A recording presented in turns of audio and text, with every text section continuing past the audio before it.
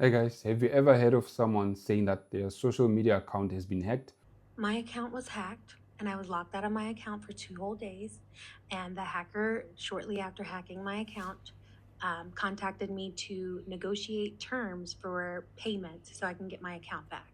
He changed my email address and my phone number that was linked to my account, so there was absolutely no way I could get in there.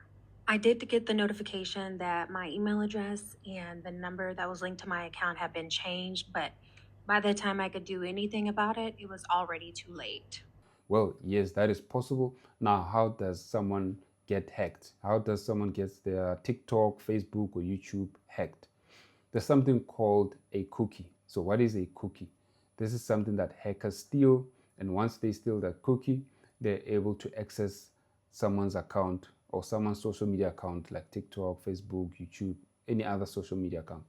Now, what is this cookie? When you enter or when you open Facebook or TikTok or any other social media account for the first time, it normally requires you to enter a username and password. And when you enter that username and password, there's also an option where it says remember me. Now, that remember me option is where that username and password will be saved. That means the next time you open that application, you won't need to enter the username and password. And all of that will be saved in what is called a cookie. And that's what hackers are looking for. Because once they steal your cookie, they can be able to access your profiles. So hackers steal this cookie. How do they do it? Normally, hackers pretend to be legitimate companies, and then they will send you a message or an email telling you that they like your content and they would like to work with you as an influencer. And then if you do agree, what will happen is that they will send you a link, and then they'll say, please click on this link, complete your details so that we can start paying you for this campaign. Now, if you click that link and enter your details and then click send, now what you did there is actually you allowed the hackers to steal your cookie, because once you click on that link and you start completing your details, there's a file that's running in the background, and that file steals your cookie. And once hackers have that cookie or your cookie, they can access your profiles, your social media profiles, and they can take your profiles and do whatever they want with it. They can impersonate you and then commit malicious acts with your profiles. Or they can even block your profiles and then ask you that you must pay them so that they can release your account and give it back to you. So be careful on what you click on. Be careful of the sponsorships that you receive or emails and the links that you receive. There are other ways that you can protect yourself. Every time you are done with your social media account, your TikTok, your Facebook, every time you want to exit, log out of that account. Now, next time you try to open your social media account, it's going to require you to enter your username and password. Now, if you think that is a process that you don't want to follow, of entering a username and password every time you open your social media accounts, there's another way that you can use to protect yourself, which is using the hardware keys.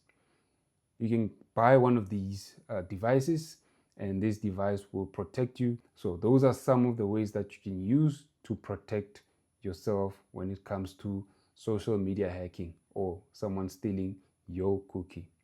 Now, let me show you on the browser here on my PC where the cookie is stored.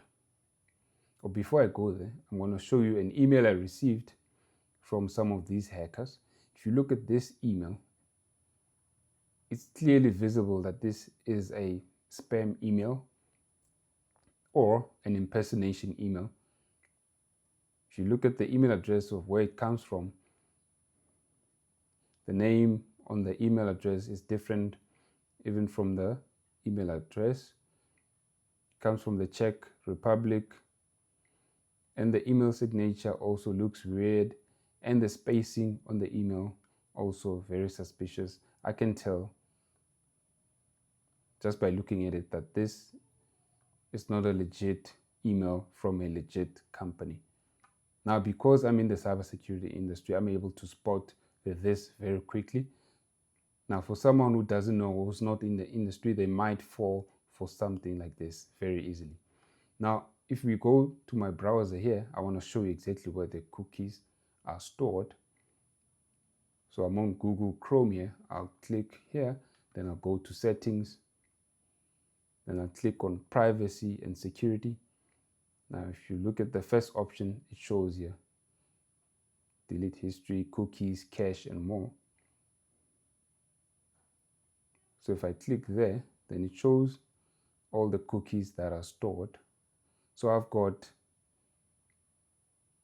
data that is stored for 81 sites or 81 websites for my cookies. I can delete this data if I want to, because if somebody steals my cookies, it means that they can access 81 websites without the need of entering my username and my password.